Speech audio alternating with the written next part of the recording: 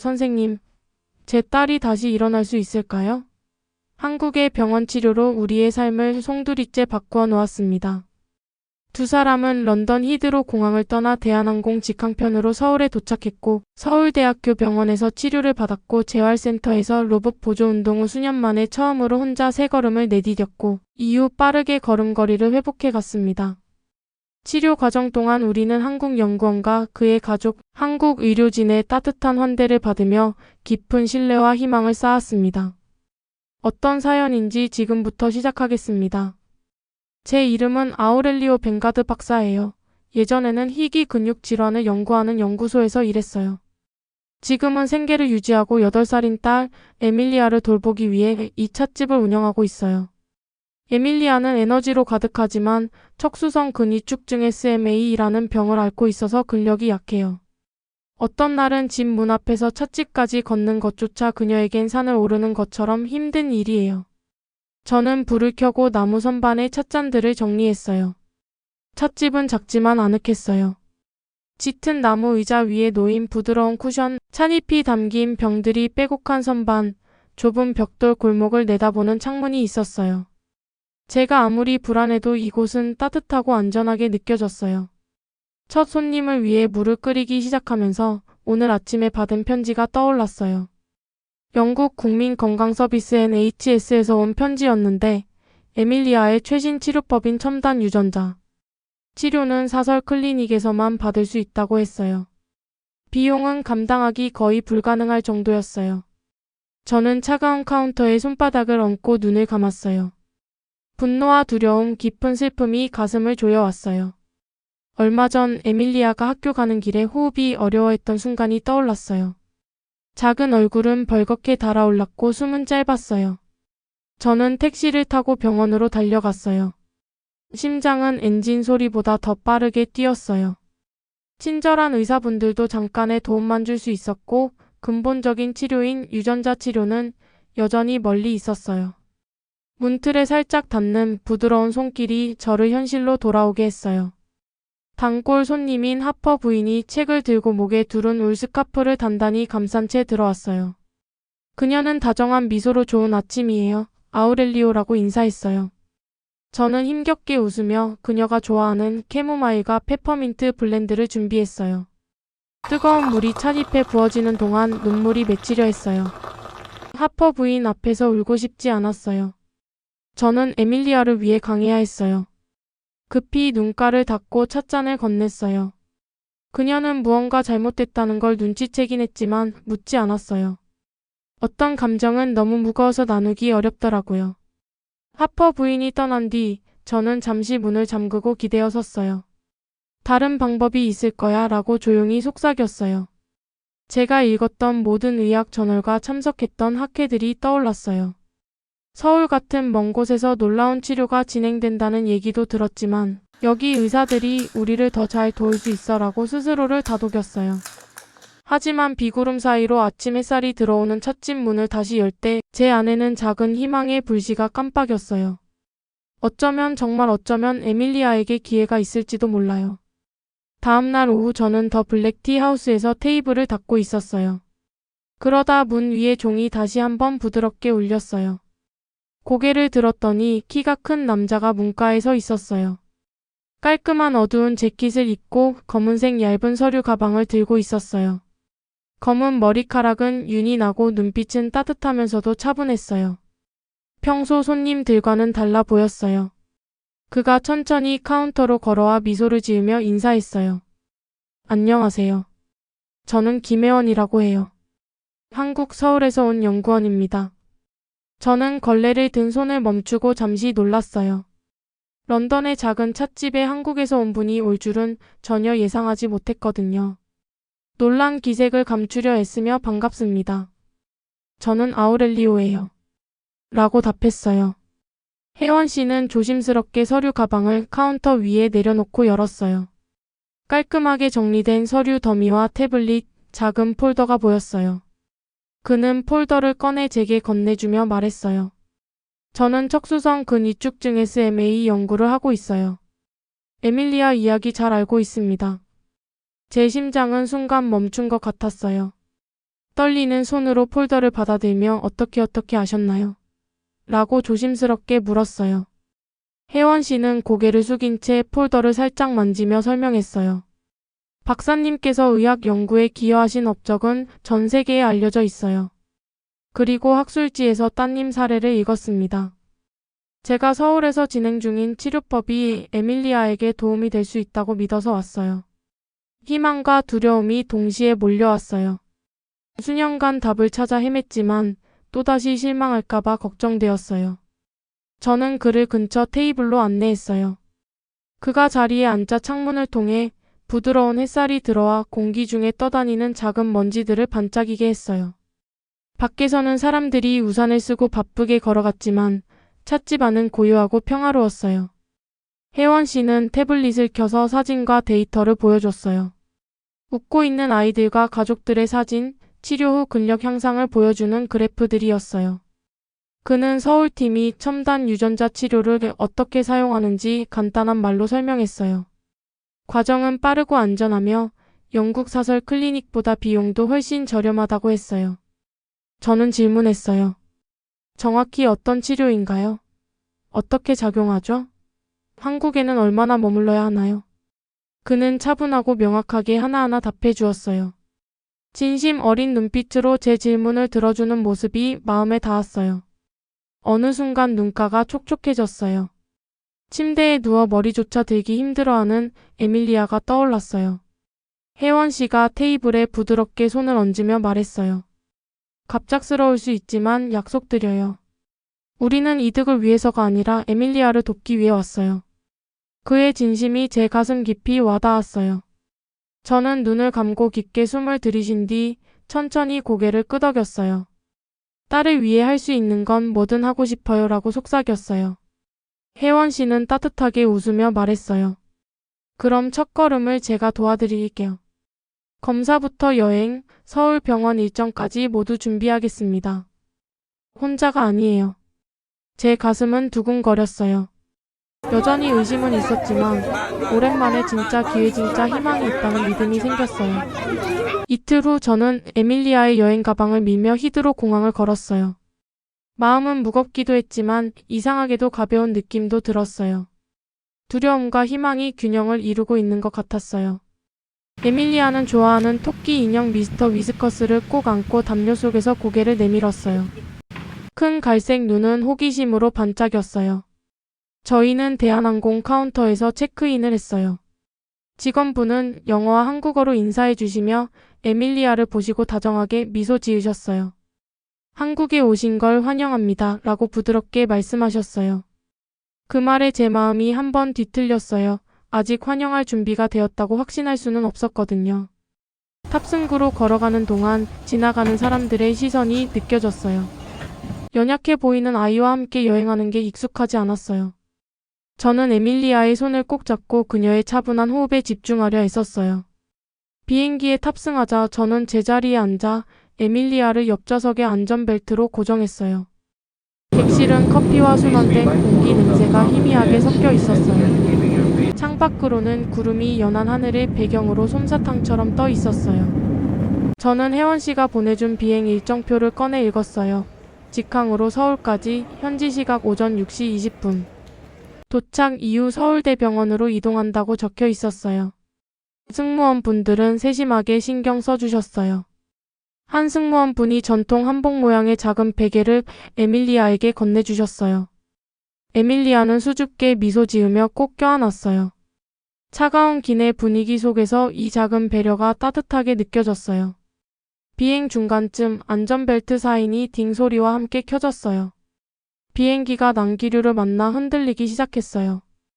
에밀리아는 몸을 굳히며 숨이 빨라졌어요. 제 심장이 빠르게 뛰었어요. 저는 그녀 가슴에 손을 얹어 빠르게 오르내리는 호흡을 느꼈어요.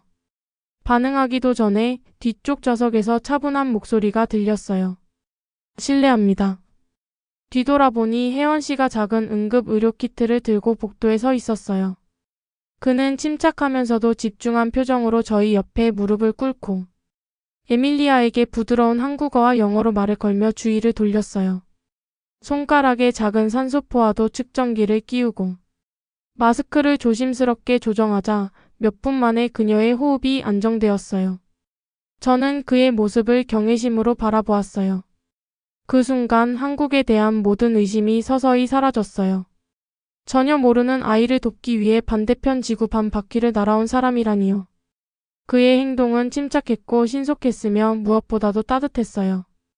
난기류가 지나가고 나서 혜원 씨는 잠시 저희 옆에 앉아 에밀리아에게 서울의 벚꽃과 한강, 배에 관한 간단한 이야기를 들려주었어요. 그의 목소리는 안정감 있고 다정했어요.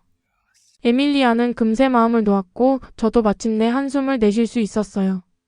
안전벨트 사인이 꺼지자 저는 조용히 그에게 감사 인사를 전했어요. 그는 미소를 지으며 자기 자리로 돌아갔어요. 저는 이 여정에서 더 이상 혼자가 아니라는 사실을 깨달았어요. 남은 비행 시간은 작은 기적 같은 순간들로 채워졌어요. 에밀리아는 좌석 스크린으로 만화를 보며 웃음을 터뜨렸고 저는 창밖을 바라보며 비행기가 내려앉는 모습을 지켜봤어요. 도시의 불빛들이 반짝이는 별처럼 펼쳐졌어요. 이른 새벽 저희는 인천공항에 도착했어요. 공기는 상쾌하고 새로웠어요. 영어와 한국어로 된 밝은 표지판이 입국 수속을 수월하게 안내해 주었어요. 탑승구 앞에서 혜원 씨가 에밀리아 이름이 알록달록 적힌 환영 문구를 들고 저희를 반겨주었어요. 그의 따뜻한 미소를 보며 오랜만에 제가 올바른 결정을 했다는 확신이 들었어요. 기다리고 있던 차를 향해 걸어가며 저는 팔에 안겨 잠든 에밀리아를 바라보았어요. 우린 여기까지 왔어요. 해냈어요 라고 속삭였어요. 다음날 이른 아침 저는 에밀리아와 혜원 씨와 함께 서울대학교 병원에 도착했어요. 병원은 크고 환하게 빛나고 있었어요. 하얀 벽과 반짝이는 바닥 그리고 깨끗한 공기 냄새가 느껴졌어요. 어디를 봐도 사람들은 목적을 가지고 친절하게 움직이고 있었어요. 간호사분들이 환한 미소로 저희를 맞아주었고 안내 표지는 영어와 한국어로 잘 표시되어 있었어요. 저희는 개인 진료실로 들어갔어요. 벽에는 한강과 서울 스카이라인이 그려진 화사한 그림들이 걸려 있었어요. 에밀리아는 부드러운 의자에 조용히 앉아 미스터 위스커스를 꼭 안고 있었어요. 저는 긴장되면서도 희망이 가득했어요. 먼저 의사 선생님이 이현정 박사님이라고 소개하셨어요. 선생님은 차분하고 부드러운 말투로 모든 과정을 하나하나 설명해 주셨어요. 첫 단계로 에밀리아 팔에서 소량의 혈액을 채취했어요. 그 다음에는 부드럽게 윙윙거리는 둥근 기계로 근육 스캔을 진행했어요. 이 박사님이 귀여운 동물 스티커를 보여주시자 에밀리아는 금세 긴장을 풀었어요. 점심 식사 후에는 유전 검사실로 이동했어요. 간호사분이 에밀리아 피부 아래에 아주 작은 튜브를 넣어 체액을 채취했어요. 순식간에 끝났고 거의 통증이 없었어요.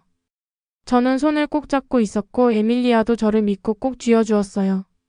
오후 늦게 혜원 씨가 검사 결과를 보여주는 태블릿을 들고 오셨어요. 화면에는 알록달록한 그래프와 명확한 설명이 떠 있었어요. 이 박사님이 말씀하시길 에밀리아의 유전자 프로필이 특별 유전자 치료 대상 기준에 부합한다고 했어요. 이 치료는 한 번의 투여만으로 SMA를 일으키는 결함 유전자를 교정할 수 있다고 했어요. 제 심장은 빠르게 뛰었어요. 한 번만? 정말 그렇게 빠르게 효과가 있을 수 있을까 싶었어요. 이 박사님은 저희를 작은 수술실로 안내해 주셨어요. 방은 밝고 아주 깨끗했어요. 의료용 로봇팔이 준비되어 있었고 옆 콘솔에 앉은 의사 선생님이 조종하고 있었어요. 저는 로봇이 조심스럽게 유전자 치료제를 에밀리아 정맥에 주입하는 모습을 지켜봤어요. 모든 과정은 단 15분 만에 끝났어요. 에밀리아는 침착하게 위에 설치된 스크린으로 만화를 보고 있었어요. 저는 그녀의 손을 잡고 눈물이 핑 돌았어요. 정말 용감하구나, 에밀리아라고 속삭였어요. 주사 후에는 편안한 회복실에서 기다렸어요.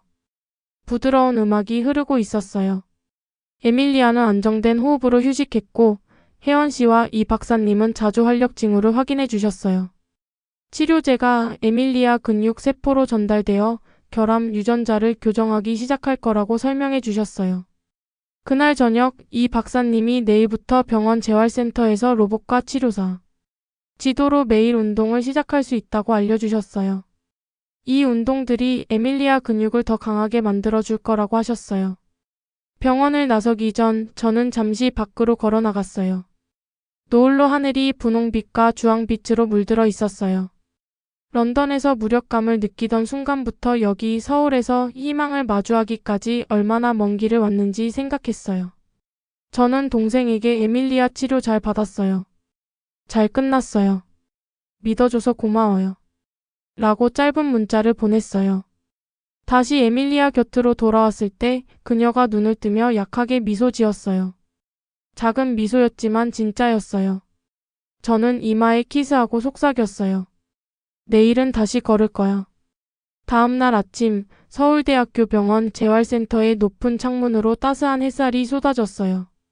저는 에밀리아를 안고 부드러운 매트와 거울, 그리고 그녀가 움직일 수 있도록 돕는 기계들로 가득한 밝은 방으로 들어갔어요. 공기에서는 깨끗한 플라스틱과 신선한 린넨 냄새가 희미하게 났어요. 긴장되면서도 설레는 마음이 들었어요. 오늘이야말로 에밀리아가 몇 년 만에 처음으로 혼자 걸어볼 수 있는 날일지도 몰랐거든요. 박 선생님이라는 재활치료사께서 따뜻한 미소로 저희를 맞아주셨어요. 편안해 보이는 신발을 신고 친절한 눈빛을 가진 분이라 에밀리아도 금방 안심하는 것 같았어요. 좋은 아침이에요, 에밀리아라고 부드럽게 말씀하시며 천천히 해봐요라고 하셨어요. 튼튼한 지지대를 잡고 서도록 안내하셨고 저는 뒤에서 조심히 에밀리아를 받칠 준비를 했어요. 에밀리아는 한 발 한 발 떨리는 다리로 앞으로 내디뎠어요. 작은 손은 지지대를 꽉 잡고 있었어요. 제 심장은 두근거렸고 숨을 죽였어요. 세 걸음을 조심스럽게 옮긴 뒤 에밀리아가 잠시 멈춰 저를 바라보며 수줍은 미소를 지었어요. 저 해냈어요 라고 그녀가 기쁘게 속삭였어요. 눈물이 핑 돌았어요. 말로 다 표현할 수 없는 자부심과 안도감이 밀려왔어요. 저는 에밀리아를 조심스럽게 안아주었어요. 방 안은 그녀의 작은 승리로 환하게 빛나는 것 같았어요. 그 다음 며칠 동안 에밀리아는 박 선생님과 진이라는 이름의 친절한 재활 로봇과 함께 걷기 연습을 했어요. 로봇의 두 팔이 다리를 부드럽게 이끌어주어 균형을 잡는 데 도움을 줬어요. 저는 에밀리아의 자신감이 자라는 모습을 지켜봤어요. 한 걸음 한 걸음이 점점 더 단단하고 안정적이었어요. 쉬는 시간에는 병원 밖으로 산책하러 나갔어요.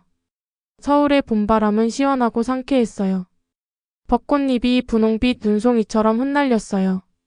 저는 휴대폰을 꺼내 벚꽃잎을 쫓으며 웃는 에밀리아를 사진으로 담았어요. 런던과는 너무나 다른 느낌이었어요. 여기서는 부드러운 인도와 따뜻한 미소가 모든 곳에 깃들어 있었어요. 어느 오후 혜연 씨가 어머니와 함께 여의도 공원에서 저희를 만났어요. 어머니께서는 떡과 과일이 든 작은 소풍 바구니를 들고 계셨어요. 처음에는 어색해 보이시던 분이었는데 이제는 에밀리아를 바라보며 환하게 웃으셨어요. 분홍 벚꽃 그늘 아래 담요에 앉아 에밀리아는 저희 사이를 걸으며 떨어진 꽃잎을 주어 혜연 씨 어머니께 보여드렸어요. 어머니께서는 기쁘게 박수를 치며 웃으셨어요. 저는 마음 깊이 감사한 눈물이 났어요. 이제 저희는 진짜 가족처럼 환영받고 있었어요. 해가 저물어 주황빛과 보랏빛으로 하늘이 물들 때 저는 혜원 씨를 바라보며 말했어요. 감사합니다. 제 딸의 생명을 구해주셨어요.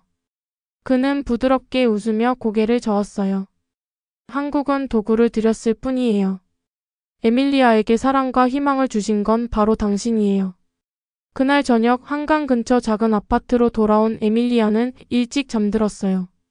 저는 평온한 얼굴로 잠든 그녀를 바라보며 생각했어요. 런던에서의 걱정과 의심부터 서울에서의 희망과 치유까지 우리의 여정이 얼마나 멀었는지. 집은 단순히 지도가 아닌 가장 필요할 때 당신을 도와주는 사람들이라는 걸 깨달았어요. 조용한 방에 속삭였어요. 우린 괜찮을 거예요. 그리고 오랜만에 진심으로 그 말을 믿었어요.